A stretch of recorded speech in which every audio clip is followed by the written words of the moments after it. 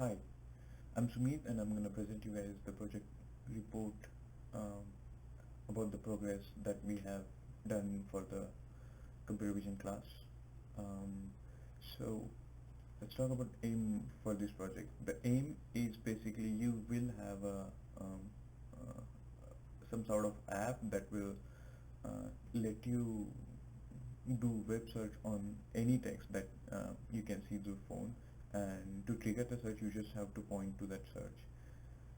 Mm, you will basically see a picture where it is more intuitive to understand what the system is, and this is the picture. So if there is a text saying hello and you want to search about it, right now it's just a sample text, and we'll have more text and more languages covered, possibly. But this is how you can trigger the search. Basically, you just point to the search, and it will start mm, maybe a Google search or Bing search on that particular text. So we divide this project in few tasks as we submitted in the first project proposal report. The first is to implement subsystem to find bounding box around hand pointed texture is created. Basically we figured out that the optical character recognition that is needed for getting the text or extracting the text from camera is really difficult task, and you cannot do it continuously, especially on the remote and mobile devices. So we figured that we can implement some sort of classification system that will just recognize the hand gesture first, and then based on that hand gesture we'll recognize the text. That is like we'll just recognize how many texts are there, and then on that text specifically we'll do an OCR, which is the highest computational task. So that covers the first task is just detecting hand, and once you detect the hand you just try to see how many texts are there right now in the image, and then out of this detected text we do perform an OCR, and then we trigger search on this text, a simple Google search or maybe Bing search. We can add different functionalities for the things that we can do with that extracted search.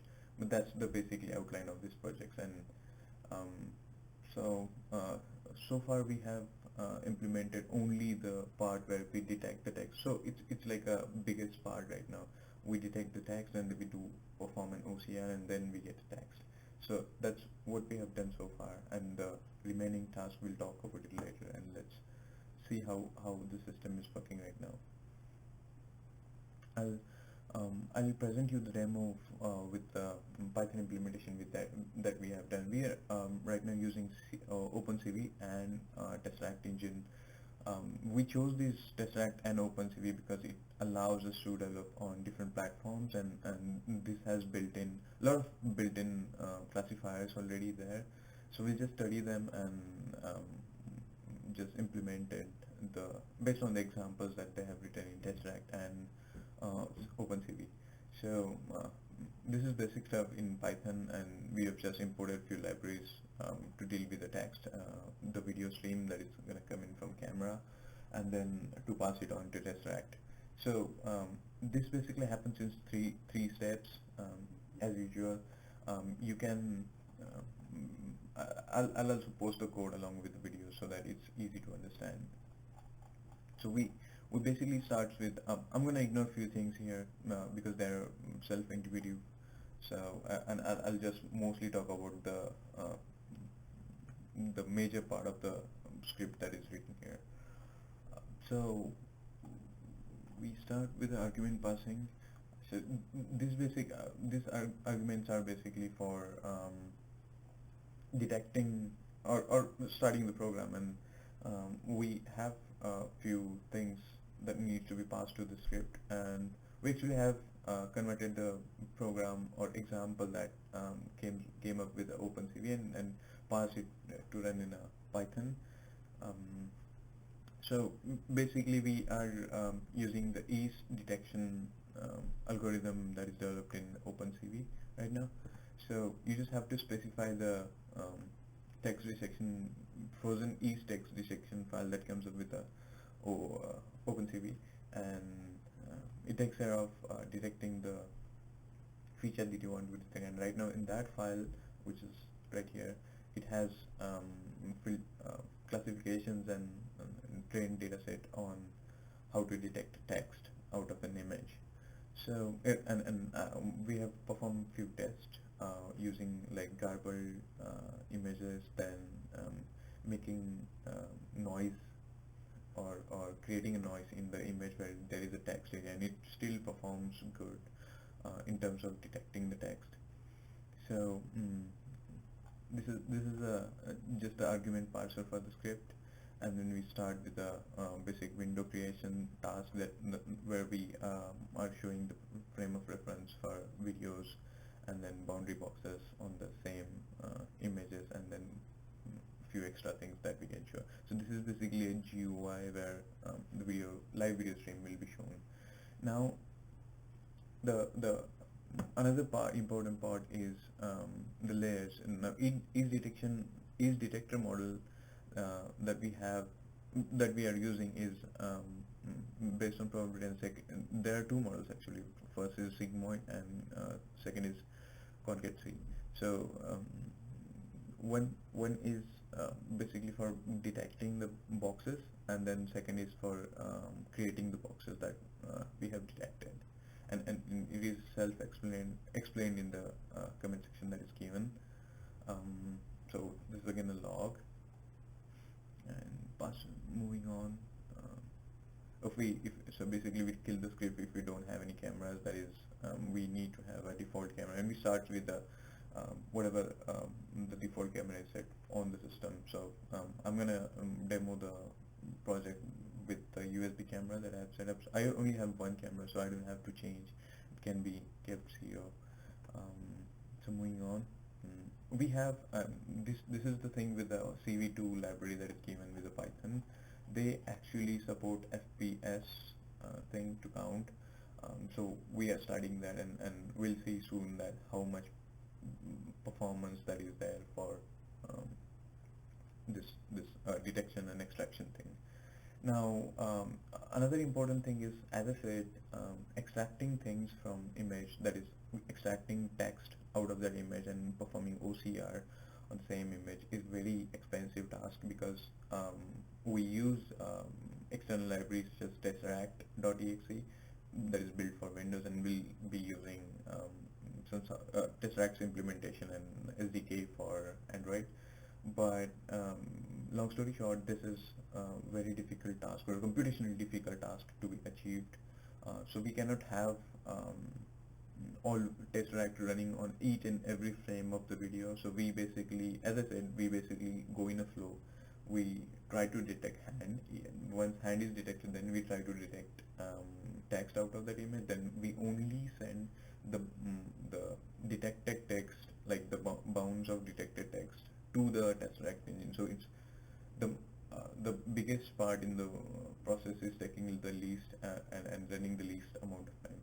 So for this purpose of this video, I'm gonna just show it in threads, different threads, and for as of now, I'm always gonna run this, because we are actually at the first stage where we are just extracting the image, text data from the image. So it's fine to run the extraction for each frame that is coming out from video. So moving on, there is while true loop.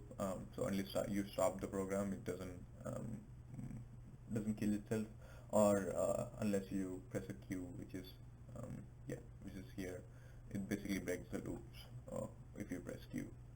That is for quit. So this is frame.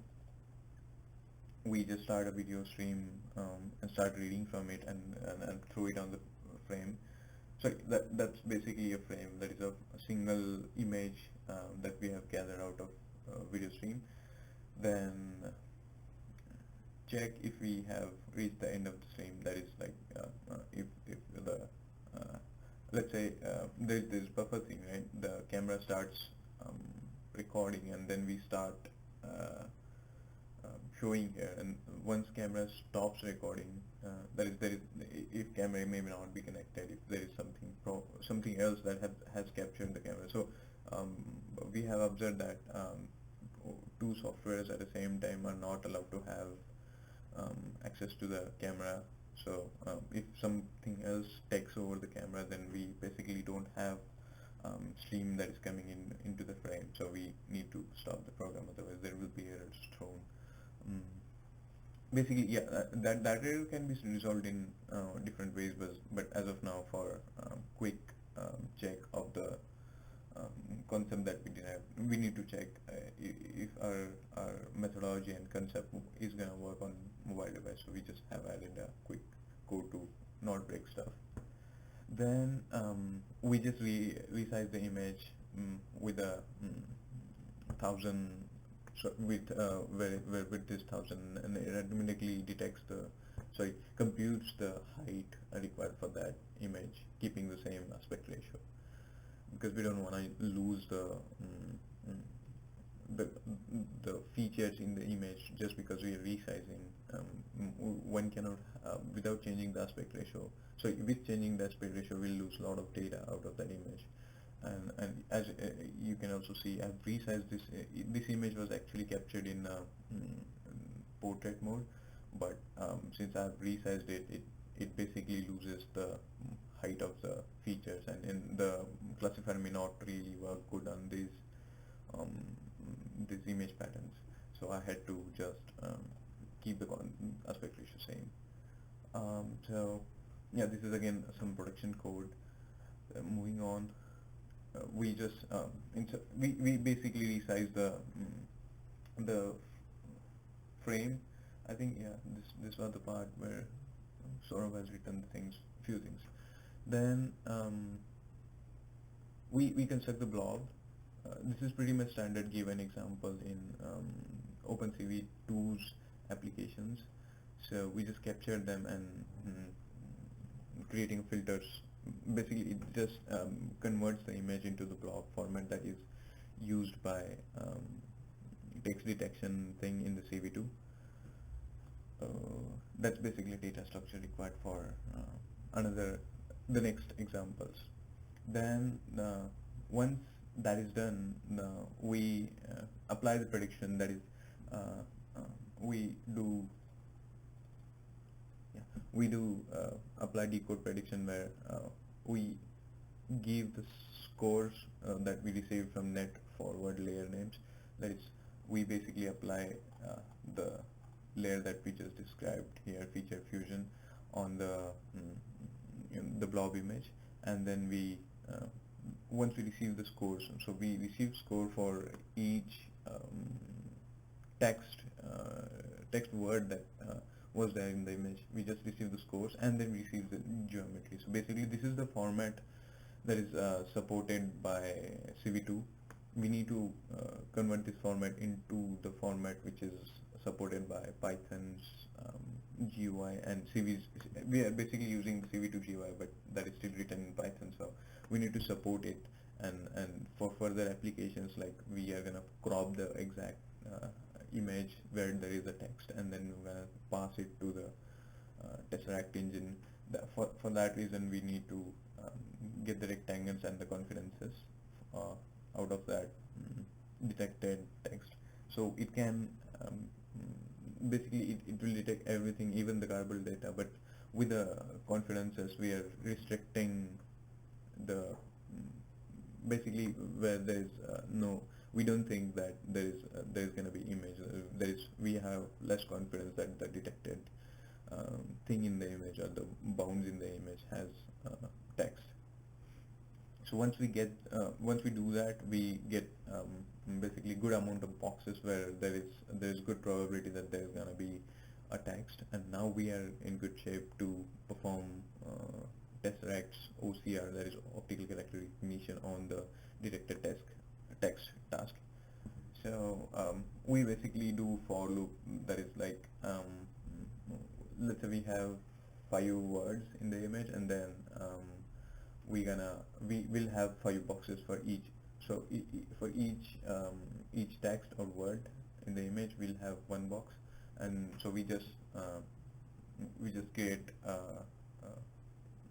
bound to pass it on, or to first of all crop that image and then pass it on to the worker that is responsible for doing the text extraction, that is OCR. Once that is done, we just draw the bounding box. So this is again for debugging purpose. We need to know where the exact text is detected so that we can, I mean, it's alive just for debugging purpose. It's there. It has no,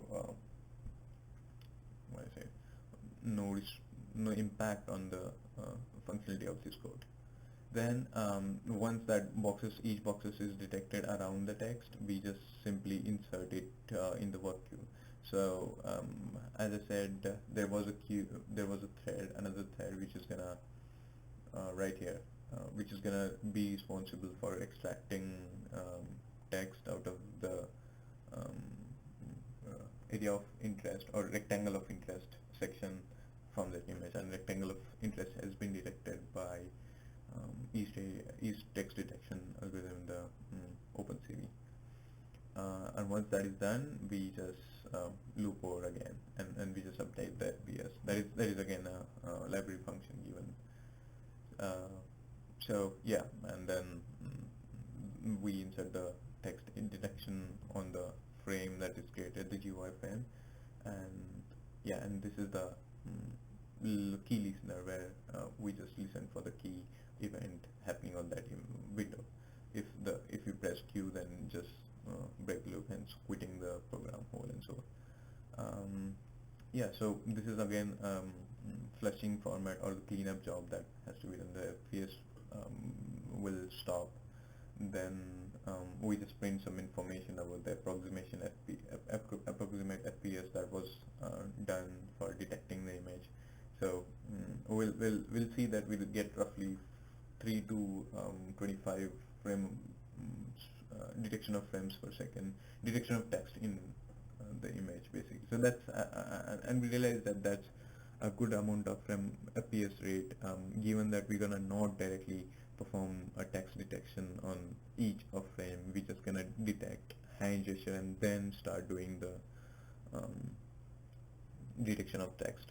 So that's a good amount of FPS, and we can always optimize the code to not perform on each of the frame and do detection of text on those frame where there could be text. So yeah, we then release the pointer for video stream, so that we allow other softwares or other applications to use the same camera, so it doesn't damage. And when we will restart, we see that why is there is because if you stop the program without doing these two operations, then if you restart it, it's gonna say that video stream is not accessible because it was accessed by the previous program, and OS unless OS cleans up on itself, it's not gonna know that we have stopped using the camera. Then we just destroy all windows, that is the GUI windows. So let's talk about GUI a little bit. Sorry, not GUI. The frame extraction. Sorry, the thread which extract text using tesseract engine. So it's basically really simple. We just we have work queue where there will be image part or the section from the image, the crop section will be which the detection engine showed that there could be a possibility of text, but we don't really know what the content of the text is. So we need to do tesseract on the particular what could I say, particular area of the image where there is a text. So we just previously we saw that we inserted the code or the section area of the image where there was text, and now we're gonna get that code from the queue. So we are inserting in the back of the queue and getting data from the front. So once that data is there, we just create a, so this is nothing but a protection code which I'm still working on. So there is a apparent error where if text is detected halfway through the window, like if if this is the window and the text is half hidden outside the window and half inside the window, then it's basically crashing because the bounds are set on the negative side of the window. So it's like you're trying to get and since we are extracting the rectangle of interest, we cannot have negative points. So basically that's why the thing is there. Otherwise we can just insert start x and start y and start um, start y, start x, and then end x and y right here to basically crop the image. Then there is this configuration which is described in this tesseract tesseract example. Then we just simply do, so there is a Pi tesseract library, that supports tesseract calls externally. So it basically doesn't do a lot of magical stuff, but it just simply calls tesseract.exe. One thing that required for this program is you just need to install the tesseract OCR engine, which is right here, and it comes up for different platforms including Android and iOS. So we're happy about that this thing already exists here. So print, basically we print the text that was detected by OCR tesseract engine. So this is pretty much it right now, and let's see how things are gonna work. So I have as I said, I have installed USB camera, which is really low resolution. So we're not expecting it to detect a lot of things right now, but the theoretical or the accepting rate should be, it should be able to detect few good quality image text. That is, like, if you provide some sample text to it, it should be able to at least tell you what the text is, and that we believe is a good OCR and text detection engine. So I'm gonna point the camera down where there is nothing written, so that we'll once it starts, we'll not have a lot of garbled output here, but for the purpose of demo, I'm gonna just show it. So as you can see, it has started the frame, it has started capturing it, and you can see my hand, hopefully. Yeah, that is my hand, and I have very cheap web camera, so it's maybe out of focus right now, but yeah, this is basically the stuff about VS, that is we are capturing the video stream and getting each and every frame from that video stream. Then so let's see if it detects the so I have, for example reference, I wanted to see if it is detecting different colored texts, and as a matter of fact, yes, it is able to detect different colored text. So let's see, yeah, let me point it to Google Mini thing, and yeah, so I know it detects right now a lot of garbled. We are working on it, but so that was the thing I was talking. It's gonna crash when the boundary box that is right here is gonna be a little bit outside. So we need to restart the program basically and run it again. Pardon me. So yeah, this is the thing, and okay. So we're still working on the perfection of the algorithm, but we have achieved a good amount of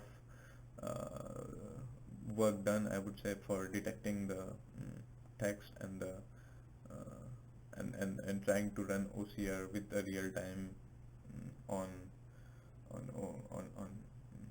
given any text form that is there.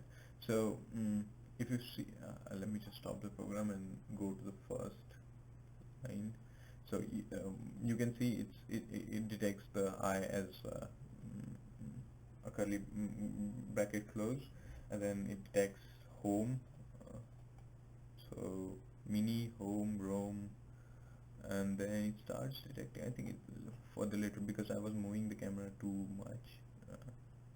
let me just try once more and try with this stable camera right now.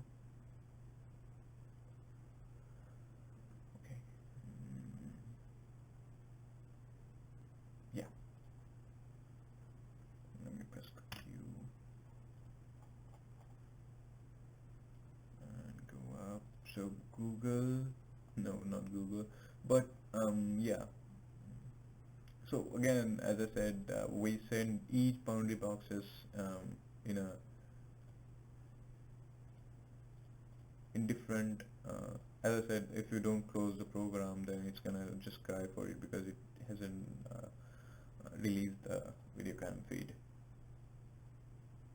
Let me just stop it real quick. Yeah, there you go.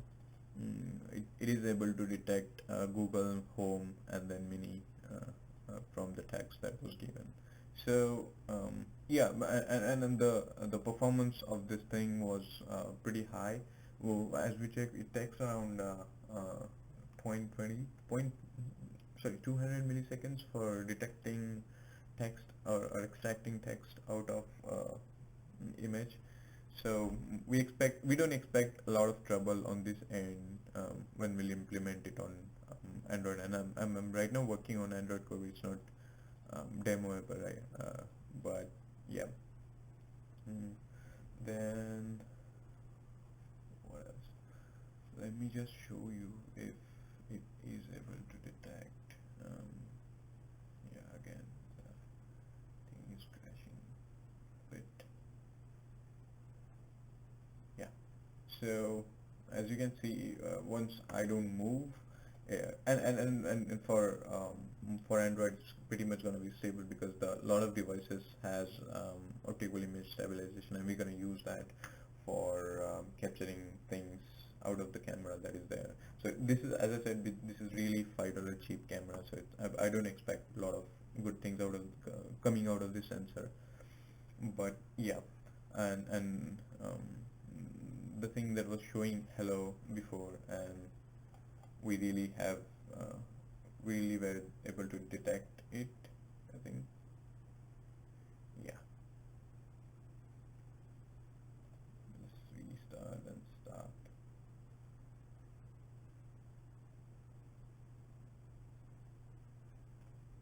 Okay. Yeah, it basically detected ELLO. We can perform. We're still working on the tesseract part because we're using the crudest way possible out there. Right now we're let me see if it works right now. Oh yeah, the thing with the boundary boxes. Yeah. So it's again we are still computing what's the probability for amount of time it takes and why there is the garbled text, because if we try feeding the stable images to tesseract engine, then it simply detects hello. For sure it doesn't detect any garbled text out of it, but we are assuming that there's gonna be since we feed the processed image to basically we try to detect if there is any text, then we draw a bounding box, then we cut that particular box into separate image and then pass it on to tesseract. And meanwhile doing so, I think there is a blur that has occurred in the image, and that's why there could be any garbled text that is coming out of here. Sure, the easiest fix is to have to pass each image into the queue itself. So whenever you add the queue, we are just adding the boundary boxes and the the rectangular coordinates of that box. So we anticipate that if we push the extracted image, that is cropped image that has the text, and pass it on to tesseract, it will be much faster. Sorry, not faster, but the accuracy will be increased. But that also increases RAM significantly, since we have to save each cropped image in the queue. So we basically didn't do that for now. But this won't be a lot of trouble when we'll actually run it on device, since it will be protected by detection algorithm that is there for detecting the hand gesture, and once that is there, we'll trigger this functionality. So let's talk about yeah. So as I said, this is the thing that will initiate the whole script that we have written here. So as we have discussed the flow of the system, how things will work, and how the end result of triggering a search will work. And my bad. Why dividing in three system is best idea? Because it optimizes for the amount of calculation that needs to be done, and it also gives a significant accuracy improvement. How can this be optimized? As I said, it needs to be protected with the code, few what I could say. We are basically not trying yet on the mobile devices, but soon enough we should be able to detect, once the hand classification is done, we should be able to really detect or we should be able to apply the same stuff on the Android device. We don't see a lot of problem there. We are aware that the Python is not gonna be an option for Android. We're gonna be using Java for that, and we made sure whenever we applied anything in the Python, it was the equivalent thing was there in Java for Android. So we don't see a lot of problem when implementing the system for mobile. And what remains? Yeah, so the things that remain are finding a hand gesture and its bounding box, and then performing current OCR. That is, we have developed the OCR part, and then we'll need to call this function once the hand gesture is detected, that is the pointy finger that I just showed. And then its bounding box, that like when you do the pointing finger gesture, then it will have a bounding box. Then the desktop image above it is considered as rectangle of interest, and then on which the current system will work. Yeah, this saves a lot of computation, because I didn't show you the amount of computation that is being done in the process. So let's see. The memory usage is significantly low right now. I have 16 gigs of RAM and good computer. So let's try and run. And where is Python? Let me just let it point it to something. Right. So once it starts to detect the, as you can see, the Python is the thing where the actual everything, the script is being run. So it has text detection, that's the main script, and then tesseract is called infrequently, like it is called once needed.